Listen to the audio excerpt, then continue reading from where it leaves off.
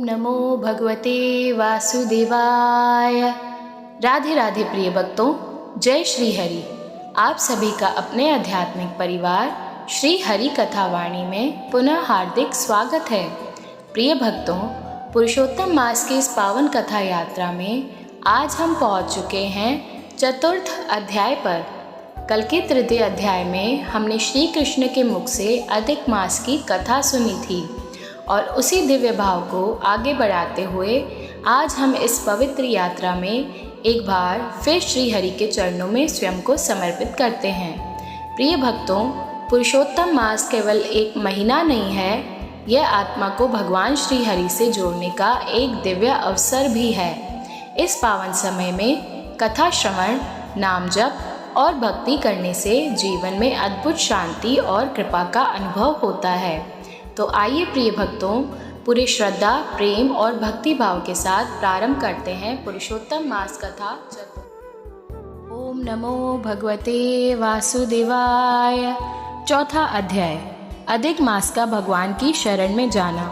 अधिक मास भगवान को प्रणाम करता हुआ बोला, हे स्वामी, हे दयानिधे, मैं आपकी शरण हूँ। बलिष्ठ लोग मुझे मलमास कहते हैं, मेरा निरादर करते हैं। मुझे स्वामी रहित और मलिन कहकर मुझे शुभ कर्मों के निमित्त त्याज्य किया है।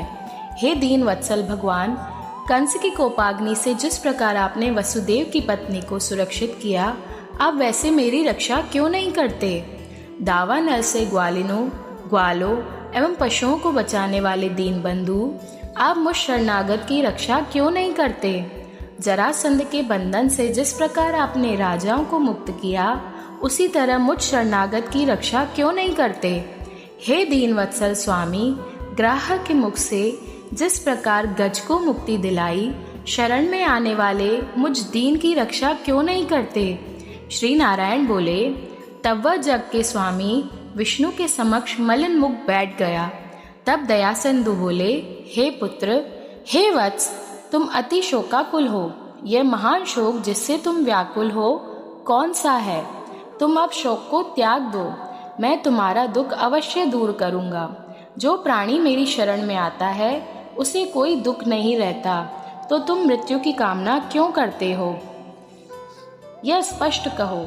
नारायण बोले कि भगवान से ऐसे वचन सुनकर मलमास ने दीर्घ श्वास लेकर कहा, हे भगवान, आप आकाश की भांति संपूर्ण विश्व में व्याप्त हैं। आपसे छिपा क्या है? आप चर अचर सब में व्याप्त हैं। सर्व साक्षी, विश्व दृष्टा एवं निरंजन निराकार रूप में सब प्राणी आप में ही निवास करते हैं। क्षण, लव, मुहूर्त, दिवस, रात्रि, पक्ष, मास आदि सभी अपने अपने स्वामी से आदेश पाकर सदा निर्भय आनंद में मग्न रहते हैं। परंतु मेरा कोई स्वामी नहीं है, मेरा कोई नाम नहीं है और न ही मेरा कोई आश्रित ही है। इसी से देवता मेरा निरादर करते हैं। शुभ कार्यों से मुझे निषिद्ध कर रखा है। ऐसा सर्वजनों से निरादर पाकर मैं अब जीवित ही नहीं रहना चाहता। नित्य जलने वाला व्यक्ति किस प्रकार सुख से सो सकता है? अतः अपना धर्म देखकर जो चाहे सो कीजिए। आप प्रभु हैं, मैं एक तुच्छ जीव हूँ। बार बार आपसे क्या कहूँ? मैं मृत्यु चाहता हूँ, मैं मरूंगा।